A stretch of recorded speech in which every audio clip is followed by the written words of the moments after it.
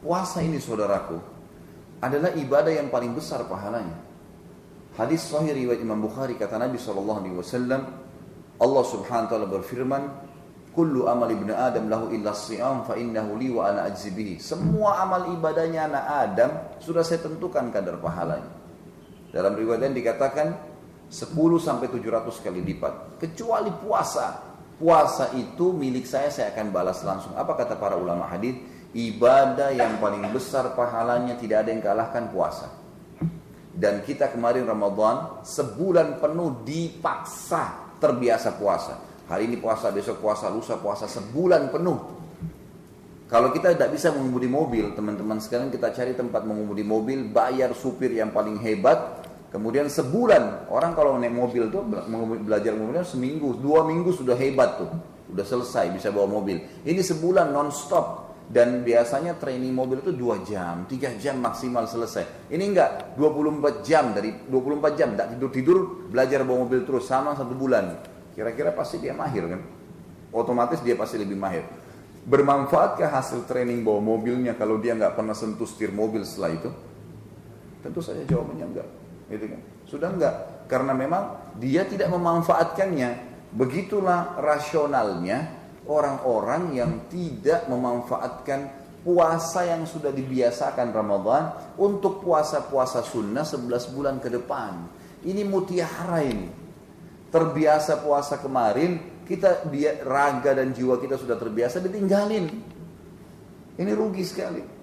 Dan ada 6 jenis puasa sunnah yang Anda dilanjurkan untuk jaga. Setelah di training Ramadan 1 bulan, disuruh jaga 6 jenis puasa sunnah.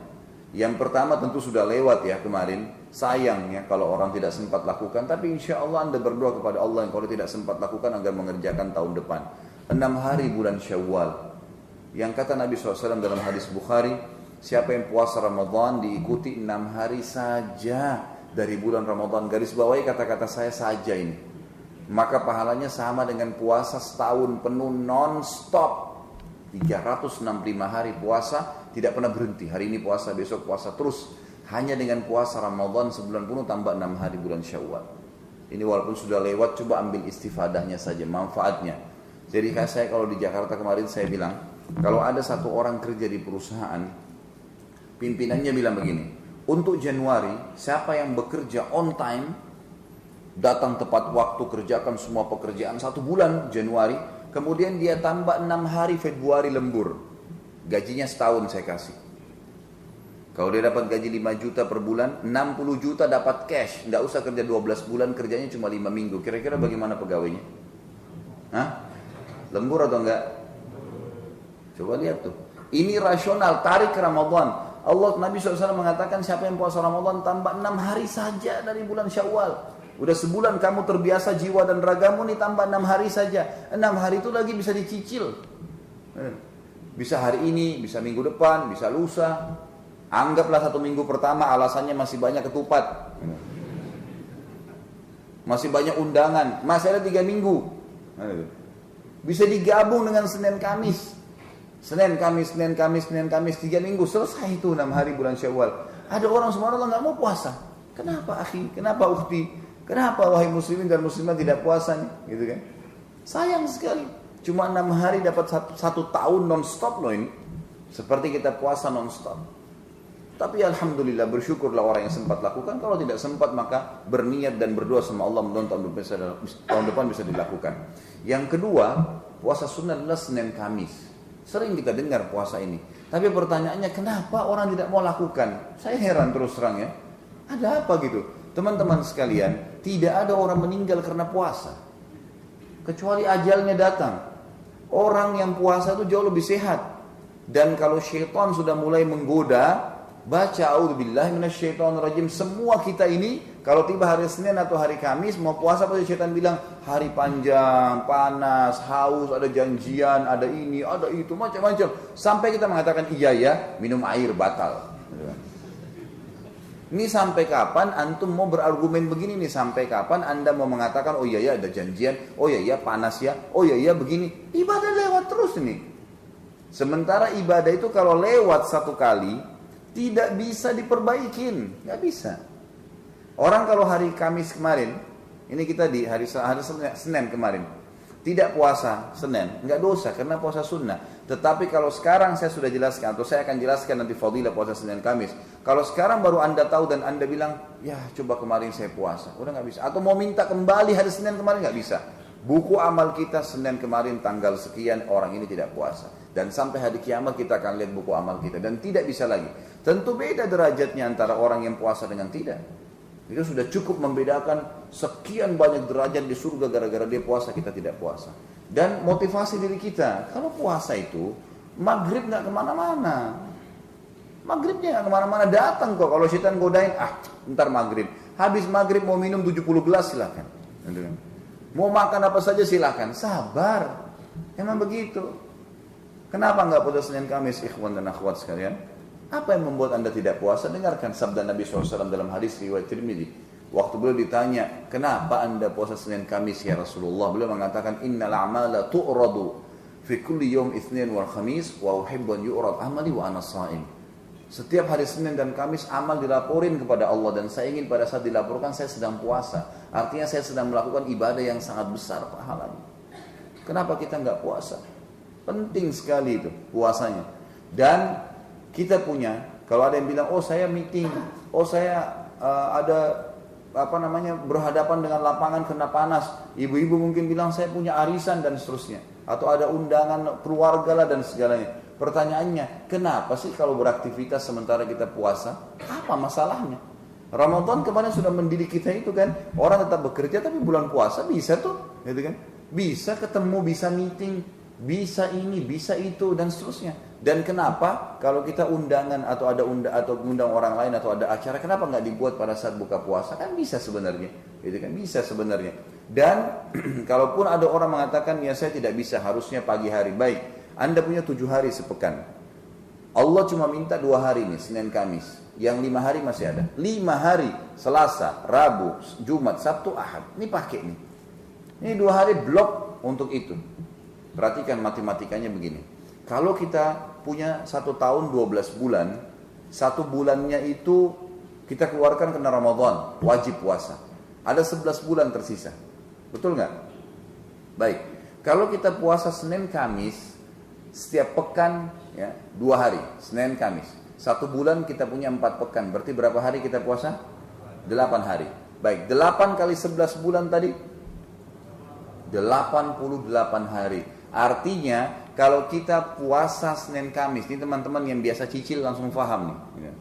Dicicil seminggu 2 kali, Senin Kamis, Senin Kamis.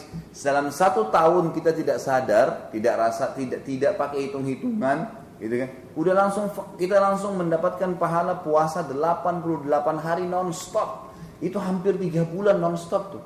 Dapat pahalanya tidak dipaksa sama Allah kita 3 bulan puasa, enggak. Hampir 3 bulan, misalkan 88 hari ya. Karena kalau tambah tadi dengan 6 hari Syawal, itu sudah 94 hari. 3 bulan lebih kita berpuasa non-stop itu berat sebenarnya. Tapi Allah kasih pahalanya dengan cara seperti ini. Saya sarankan di Jakarta, jemaah saya dan saya juga sarankan kalau bisa di sini. Masjid perlu memasang spanduk seperti Ramadan. Di masjid ini disiapkan takjil. Sekarang kita pasang, masjid ini menyiapkan takjil puasa Senin Kamis. Motivasi orang. Di Masjid Haram di Mekah dan Madinah, sepanjang tahun itu selalu ada sufro, plastik buka puasain orang. Walaupun bukan Ramadan. Senin Kamis kalau Anda lagi umrah, coba lihat tuh, masuk ke salat maghrib penuh tuh, banyak orang berbuka puasakan orang lain. Tetap mereka mengejar pahala itu. Jadi jangan sia-siakan. Ini puasa yang kedua. Puasa yang ketiga, puasa Iyamul Bid. Puasa 3 hari setiap bulan. Dalam hadis Bukhari kata Nabi SAW, Saumu 3 ayyam min kulli syahr, saumad dahri kullah. Ini hebat sekali nih. Puasa 3 hari berturut-turut setiap bulannya sama dengan puasa setahun penuh. 3 hari kerja gaji setahun. Yang penting berturut-turut. Afdolnya dikerjakan 13, 14, 15. Afdolnya. Kalau nggak sempat boleh tanggal berapa saja. Yang penting 3 hari berturut-turut. Boleh 1, 2, 3, boleh 21, 22, 23. Yang penting setiap bulan Hijriyah kita blok 3 hari untuk puasa. Itu penting sekali untuk dikerjakan. Nah ini kalau kita puasa 3 hari, sama dengan puasa setahun pahalanya. Sebagian ulama hadis bilang, 3 hari ini setiap bulan, pokoknya selesai 3 hari dicatat pahala 1 tahun. Atau 3 hari ini digabung 3 kali 11 berarti 33 hari. Kalau itu dikerjakan maka akan mendapatkan pahala setahun. Tapi kita ambil pendapat yang nyaman-nyaman saja. Anggap 3 hari setiap bulan puasa kita dapat 1 tahun pahala puasa. Kenapa nggak dilakukan? Bisa dipilih Senin, Selasa, Rabu misalnya. Seninnya bisa digabung niatnya. Karena puasa sunnah atau ibadah sunnah boleh digabung niatnya. Boleh puasa Syawal tadi misalnya pas Senin, Selasa, Rabu, apalagi bertepatan dengan tanggal 13, 14, 15 ini yang paling afdal dari bulan Hijriyah. Maka misalnya Senin, Selasa, Rabu itu 13, 14, 15. Tanggal 13-nya kita boleh niat sekalian puasa Senin, puasa Ayyamul Bid ya, dengan puasa Syawalnya. Bisa diniatkan 3 sekalian dalam hati kita. Pahalanya besar dan mudah. Kalau 3 hari setiap bulan dikali 11 bulan berarti 33 hari. Ditambah tadi 88 hari Senin Kamis, ditambah 6 hari bulan Syawal, itu keluarnya kurang lebih 127 hari. Anda sudah memblok buku amal Anda dalam 1 tahun dari 365 hari dengan 127 hari. Ini luar biasa nih. Ya. Kalau ditambah Ramadan 30 hari berarti 157 hari. Tambah puasa yang keempat, dan ini yang saya ingin titik beratkan. Banyak orang tidak faham sehingga mereka tidak mengamalkan. Puasa 9 hari di awal bulan Zulhijjah. Banyak orang mengatakan Ramadan, ustadz-ustadz kita menyampaikan berpuasalah, ibadahlah, beginilah, motivasi, hadisnya banyak disebutkan. Benar itu, bukan tidak salah. Bukan salah itu, benar. Tetapi jarang diantara ustadz-ustadz kita, Allahu a'lam, saya pernah ceramah di depan para dai-dai, mereka juga baru tahu gitu. Banyak mereka yang tidak paham masalah ini. Kalau ternyata ada hari-hari yang bukan cuma sama dengan Ramadan, mengalahkan Ramadan. Itulah 10 hari pertama bulan Zulhijjah. 10 hari pertama Zulhijjah. Kalau misalnya lebaran nanti tanggal 24 September, berarti mundur 9 hari dari situ. Atau tepatnya 10 hari ya. Jadi 9, kurang ini tanggal 14 atau tanggal 15 September nanti. Inilah 10 hari saudaraku, hari-hari emas. Bahkan para ulama mengatakan, ini sebagian tidak semua tentunya, ini pendapat dan saya cenderung dengan pendapat ini secara pribadi, yang mengatakan bahwasanya 10 hari pertama bulan Zulhijjah lebih afdal daripada 10 terakhir Ramadan. Bayangkan kalimat ini luar biasa. Kok bisa? Kan 10 akhir Ramadan ada Lailatul Qadar, lebih baik daripada 1000 bulan. Tetap mereka mengatakan lebih afdal daripada itu. Dari mana dalilnya? Mereka mengangkat 2 buah dalil. Yang pertama surah Al-Fajr. Surah Al-Fajr ini menceritakan atau menjelaskan di awalnya ayat 1 sama ayat 2 atau sampai 3 ayat 3. A'udzubillahi minasyaitonirrajim wal fajr walayalin 'ashr wasyaf'i wal watr. Ini 3 ayat memang betul-betul berbicara khusus 10 hari awal bulan Zulhijjah. Kata Allah SWT, wal fajr. Kita coba masuk ke dalam tafsir dan tadabburnya. Waw ini namanya waw kasam, waw sumpah. Fajr adalah waktu subuh. Allah Subhanahu wa taala menggunakan sumpah dalam kitabnya itu kalau sesuatu yang datang setelahnya hal yang penting, seperti misalnya wal asr, gitu kan? Demi waktu, kejar waktu itu, maksimalkan, umur kalian terbatas. Sama di sini, wal fajr. Allah bersumpah atas namanya, kejarlah subuh. Tapi perlu kita garis bawahi di sini, fajar menggunakan alif lam, wa al fajr. Alif lam ini dalam bahasa Arab namanya alif lam mu'arraf. Alif lam yang memperkenalkan sesuatu. Ini pernah kalau tidak salah saya pernah jelaskan dulu. Tapi yang jelas saya ingatkan kembali. Kalau dalam bahasa Arab, misal saya janjian sama teman saya di Masjid Istiqomah. Saya bilang ayo kita ketemu yuk di Masjid Istiqomah. Tapi ini saya langsung Indonesiakan saja ya. Kemudian saya sebutkan nama masjidnya. Bisa juga dalam bahasa Arab, saya kalau janjian sama teman saya di Istiqomah tapi saya nggak sebutin nama masjidnya. Saya bilang, ayo kita ketemu di Al-Masjid. Alif lam ini sudah menunjukkan target kita, gitu kan? Ini yang digunakan dalam alif lam. Maka di sini Allah mengatakan wal fajr, demi waktu subuh. Tapi dengan alif lam ini berarti Allah ingin subuh tertentu. Dan ulama mengatakan saudaraku, ini dalam waktu dekat kita akan hadapin insya Allah. Artinya adalah subuh hari raya Idul Adha. dan Idul Adha dari sumpah Allah ini menandakan lebih afdal daripada Idul Fitri. Yang ramai di Indonesia apa? Idul Fitri. Idul Adha seperti biasa-biasa saja. Padahal lebih afdal. Dari mana afdaliannya? Habis Idul Fitri, habis sholat Idul Fitri, tidak ada perintah ibadah khusus. Nggak ada. Artinya orang silaturahim kayak tradisi di Indonesia ini itu adalah tradisi kita. Karena silaturahim diperintahkan sepanjang tahun, selama umur kita ada gitu. Bukan karena sholat Idul Fitri, itu cuma tradisi. Memang kita bebas habis sholat Idul Fitri melakukan apa saja, tapi jangan dianggap itu bagian rangkaian daripada ibadah di Idul Fitri. Nggak ada itu. Artinya habis sholat Idul Fitri bebas, tapi habis sholat Idul Adha ada ibadah kurban, ibadah khusus. Fasholli rabbika wanhar. Sholat Idul Fitri, Idul Adha itu dan wanhar. Ya, sembelihlah gitu kan pada saat itu. Ada ibadah khusus. Makanya dia lebih afdal. Lalu Allah mengatakan garis bawahi ayat keduanya, ayat yang mulia, walayalin ashr. Waw ini, saudaraku, namanya waw ataf dalam bahasa Arab. Ataf ini fungsinya menyambung hukum ayat pertama ke ayat kedua. Jadi sumpah Allah di ayat pertama berlaku di ayat yang kedua. Allah mengatakan dan juga layal jamak daripada laila yang berarti malam-malam, ashr 10. Artinya begini, Allah bersumpah demi subuh Idul Adha, kejar sholat subuhnya, kejar sholat idnya, kejar kurbannya, dan kejar juga ibadah sholat malamnya di 10 malam sebelum subuh itu. Dari sini sebagian ulama mengatakan, yang saya katakan tadi, dengan adanya sumpah Allah menyuruh kita mengejar 10 malam berturut-turut di awal Zulhijjah, menandakan lebih afdal daripada 10 terakhir Ramadan. Kok bisa? Tetap aja pertanyaan 10 akhir Ramadan ada Lailatul Qadar. Baik, kita coba tangkap dalilnya. 10 akhir Ramadan ada Lailatul Qadar. Lailatul Qadar orang kalau beribadah lebih baik daripada 1000 bulan, gitu kan? Atau sama dengan 83 tahun plus 4 bulan. Orang kalau katakan subhanallah pas Lailatul Qadar sama dengan mengucapkan subhanallah 83 tahun plus 4 bulan atau 1000 bulan. Besar sekali pahalanya. Orang sholat malam, orang sedekah, apa saja dia lakukan lebih baik daripada 1000 bulan.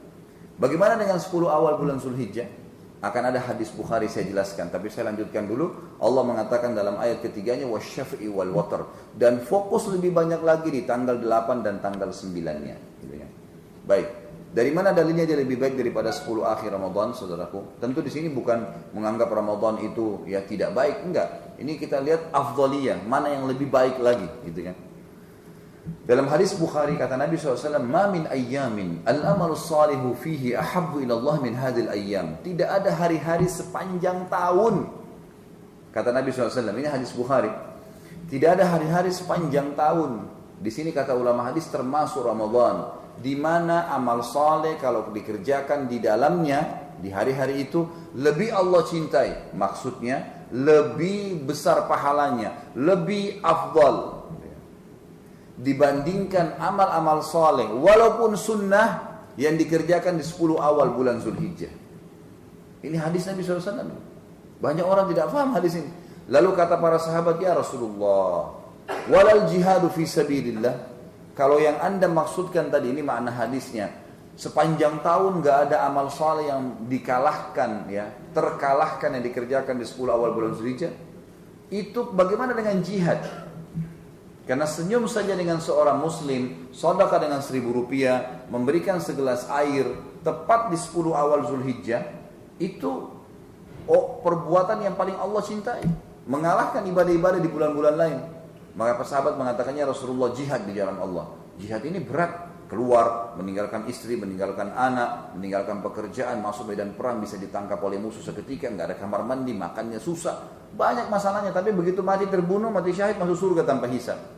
Apa kata sahabat, ya Rasulullah, jihad di jalan Allah, makna hadisnya gini, apakah jihad di jalan Allah yang pahalanya besar, mati bisa masuk surga, juga belum bisa mengalahkan amal sunnah, senyum dengan muslim, ini contoh saja, senyum dengan muslim, di awal belum bisa mengalahkan ya pahala yang dikerjakan walaupun sunnah di awal 10 awal bulan Zulhijjah. Apa jawaban Nabi SAW? Walal jihadu fi sabilillah. Jihad pun di jalan Allah belum bisa mengalahkan pahala sunnah sekecil apapun di 10 awal bulan Zulhijjah. Ikhwani, saudaraku, ini kurang dari sebulan dari sekarang. Kita sudah masuk bulan Dzulqa'dah. Ini begitu habis bulan Dzulqa'dah, ingat, saya ingatkan tadi mulai tanggal 14 September nanti itu sudah masuk 1 Zulhijjah. Hari-hari emas kita. Apa jawaban Nabi SAW penutupan hadis? illa rajulun kharaja bi nafsihi wa malihi wa lam yarji bidzalika bi syai'. Kecuali satu keadaan, ada seorang laki-laki yang keluar berjihad, perang, gitu kan. Dia bawa seluruh hartanya, dia bawa jiwanya juga. Artinya dia ke sana ke medan perang itu, kalau dia punya 1 miliar, dibawa semua 1 miliar. Beli senjata, memberikan makan mujahidin, pokoknya dihabiskan di jalan Allah. Dia pun ikut berperang. Kemudian kata Nabi SAW, dia tidak membawa pulang keduanya. Habis hartanya disodokahkan semua, dia pun mati syahid, baru sama pahalanya dengan amalan sunnah yang dikerjakan sekitar apapun di 10 awal bulan Zulhijjah. Para ulama mengatakan, yang mengatakan lebih awal daripada 10 akhir Ramadan begini. Kalau orang dapat Lailatul Qadar, apakah begitu dapat Lailatul Qadar, dia dapat jaminan ya, akan selamat dari siksa kubur? Hah? Kira-kira orang kalau dapat Lailatul Qadar, dapat jaminan enggak selamat dari siksa kubur? Ada jaminan enggak? Enggak ada. Tapi orang kalau mati syahid, ada jaminan selamat dari fitnah kubur. Orang kalau dapat Lailatul Qadar, kalau meninggal, jenazahnya masih dimandiin enggak? Masih dimandiin, dibersihin kotoran, dipakai kain kafan. Orang mati syahid, itu sudah enggak dimandiin dengan baju itu, langsung masuk ke kuburan. Orang yang masuk dalam orang yang dapat Lailatul Qadar tetap masih kena fitnah kubur, masih ditanya oleh malaikat, siapa Tuhanmu, siapa nabimu, dan seterusnya. Orang mati syahid kata Nabi SAW selamat dari fitnah kubur, nggak ada pertanyaan malaikat lagi, sudah selesai. Orang yang dapat Lailatul Qadar belum ada jaminan dia bisa selamat dari hisab hari kiamat. Belum ada jaminan, masih bisa ditimbang amalnya, baik atau buruk, masih bisa masuk neraka walaupun dapat Lailatul Qadar. Tapi orang mati syahid dijamin, nggak ada lagi hisab, nggak ada timbangan amal, diampuni semua dosanya. Orang yang dapat Lailatul Qadar tetap ya belum ada jaminan bisa memberikan syafaat pertolongan keluarganya. Orang mati syahid bisa memberikan syafaat keluarganya. 70 orang, kamu ikut saya. Yang penting dia meninggal dalam keadaan muslim boleh ditunjuk. Bahkan ulama hadis mengatakan walaupun ahli maksiat, dia bisa tunjuk kamu ikut sama saya. Asal dia muslim bisa selamat tuh, masuk surga tanpa hisab. Orang yang dapat Lailatul Qadar belum tentu bisa mendapatkan derajat tertinggi di surga. Orang mati syahid dapat derajat tertinggi di surga. Artinya kita beramal di 10 awal bulan Zulhijjah dengan amal sunnah sekecil apapun mengalahkan pahala jihad tuh. Yang bisa menyamai hanya jihad, laki-laki pergi berperang, bawa seluruh harta, dia pun mati syahid baru sama. Bayangin tuh. Makanya di sini ulama bilang lebih afdal daripada 10 terakhir Ramadan tuh. Dan saya bilang tadi saya cenderung dengan pendapat ini. Makanya kata para ulama, kita kembali ke bahasan kita, dianjurkan 9 hari puasa. Tanggal 1 sampai tanggal 9-nya. 10-nya enggak puasa, tanggal 10 karena tanggal 10 itu adalah Idul Adha. Kita nggak boleh puasa di hari Lebaran, gitu kan? 9 hari itu puasa, malam harinya sholat malam. Dan perlu kita ketahui, Lailatul Qadar yang mulia itu terjadi cuma 1 malam, di malam-malam ganjil.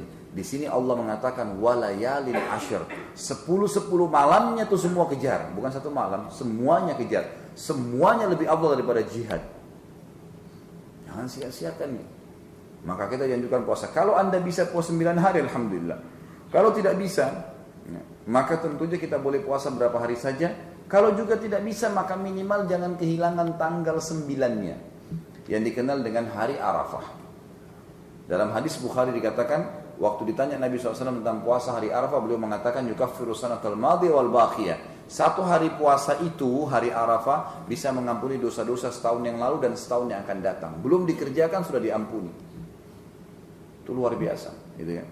Dan ini dilakukan bagi orang yang tidak haji. Jadi kalau ada yang dengar acara kita ini, dia mau haji, maka nanti di hari Arafah Anda nggak boleh puasa, gitu kan? Tapi kalau misalnya Anda tidak haji, maka di sini anjurkan puasa. Karena Nabi SAW dalam hadis Bukhari dikatakan waktu haji tidak berpuasa di hari Arafah dan tidak menganjurkan jemaah haji untuk ya puasa. Tapi beliau motivasi masyarakat Mekah yang tidak ikut haji waktu itu untuk puasa. Sebagian ulama mengatakan ini untuk mendapatkan fadilahnya atau berkahnya hari Arafah. Terakhir, puasa yang kelima adalah puasa 2 hari dari bulan Muharram, 9 dan 10. Dikenal dengan hari Tasu'a dan Ashura. 2 hari. Tasu'a diambil dari kata-kata Tisa dan Ashura diambil dari kata-kata Asyara, yang berarti 9 dan 10. Landasan hukumnya adalah hadis Bukhari. Kita ambil dulu hukumnya puasa tanggal 10 Muharram. Ya, 10, 1 bulan setelah itu. Ini tadi Zulhijjah, 1 bulan setelah itu Muharram. Saudaraku, hadis Nabi SAW yang berbunyi waktu datang seorang sahabat habis sholat duha mengatakan, ya Rasulullah, hari ini biasanya orang-orang Yahudi itu pada puasa, hari Asyura. Kata Nabi SAW, coba kumpulin informasi kenapa mereka puasa. Maka pergilah sahabat ini mengumpulkan informasi, dapat informasi. Lalu kembali mengatakan, ya Rasulullah, jawabannya karena hari ini Yahudi menganggap Allah selamatkan Musa dari kejaran Fir'aun. Maka mereka berpuasa karena rasa syukur kepada Allah. Kata Nabi SAW, kalau begitu puasalah kalian. Fa'amara bisyami, disuruh puasa. Gitu kan? Karena memang kata Nabi SAW, nahnu ahaqqu bi Musa minhum. Kami lebih berhak terhadap Musa daripada mereka. Maka beliau pun menyuruh berpuasa. Fadilahnya hadis riwayat Muslim. Waktu ditanya Nabi SAW tentang kelebihan puasa Asyura, beliau mengatakan yukaffiru sanatal madiyah, bisa mengampuni dosa 1 tahun yang lalu. Kalau puasa Arafah setahun lalu dan setahun akan datang, kalau puasa Asyura setahun yang lalu saja. Kenapa harus ada 9-nya? Itu kembali kepada hadis riwayat Tirmidzi dengan sanad hasan sahih. Kata Nabi SAW, la in baqitu ila qabil la asumanna tasi'. Kalau saya masih hidup tahun depan, saya akan partnerkan 10 dengan 9 agar tidak sama dengan Yahudi. Maka kita dianjurkan puasa 2 hari. Terakhir puasanya adalah puasa yang ke-6, puasa Daud. Puasa Daud ini sehari puasa, sehari tidak tentunya. Dan ini syaratnya ya. Tetapi agak beda hukumnya. Orang yang menjalankan puasa Daud, maka puasa-puasa sunnah yang 5 tadi gugur hukumnya, kecuali bertepatan harinya. Karena syaratnya sehari puasa, sehari tidak. Misal gini, ada bapak ibu yang mau praktekin puasa Daud. Puasa Senin mulai. Pada saat Senin, dia baru mau niat puasa Daud, bisa dia niat puasa Daud dan niat puasa Senin, bisa. Tapi kan Selasa dia tidak boleh puasa, Rabu dia puasa, hari Kamis dia nggak puasa. Hari Kamis dia nggak puasa. Kalau ada yang bilang enggak, hari Kamis saya mau puasa juga, ini nggak bisa, dia batalin puasa Daudnya. Karena syaratnya puasa sehari, berbuka puasa sehari. Nabi SAW pernah berpuasa wisal namanya. Wisal itu menyambung. Nabi SAW kadang-kadang puasa, ini khusus untuk Nabi SAW ya. Beliau puasa sampai azan maghrib nggak buka puasa. Besok nggak buka puasa. Hari ketiga baru buka puasa. Namanya puasa menyambung, puasa wisal. Abdullah bin Umar radhiyallahu anhu waktu tahu kejadian tersebut, beliau mengatakan, ya Rasulullah, saya juga ingin jalankan tuh. Kata Nabi SAW, tidak boleh wahai Ibnu Umar. Ini khusus buat beliau. Kalau kau ingin puasa pun yang banyak, maka maksimal sehari puasa dan berbuka puasa sehari. Nah, tapi di sini puasa Daud lebih afdal. Kata Nabi SAW, puasa yang paling afdal adalah puasa Daud. Kenapa lebih afdal? Karena secara kuantitas akan lebih banyak. Begini kita hitungnya. Kalau kita tadi puasa 6 hari Syawal, kita punya 6 hari. Tambah Senin Kamis 88 hari. Tambah tadi puasa Ayyamul Bid 3 hari, berarti 33 hari dalam 1 tahun. Kemudian tambah Ramadan 30 hari. Tambah lagi 9 hari ya, bulan Zulhijjah, dan tambah 2 hari dari bulan Muharram. Semua totalnya itu 168 hari. 168 hari. Kalau 1 tahun ada 365 hari. Jadi masih kurang lebih ada 190 sekian hari yang memang masih kosong dari puasa, gitu kan? Tetapi kalau puasa Daud berbeda. Kalau kita tadi 1 tahun punya 11 bulan, sehari puasa sehari tidak, berarti dari 11 bulan itu kita punya 5 bulan setengah puasa. Karena sehari puasa sehari tidak. Tambah Ramadan 1 bulan berarti 6 bulan setengah. Sementara kalau kita tadi gabungkan semua itu 168 hari, kurang lebih 5 bulan kita berpuasa atau 5 bulan setengah. Berarti bedanya hampir sebulan antara orang puasa Daud dengan puasa yang lainnya.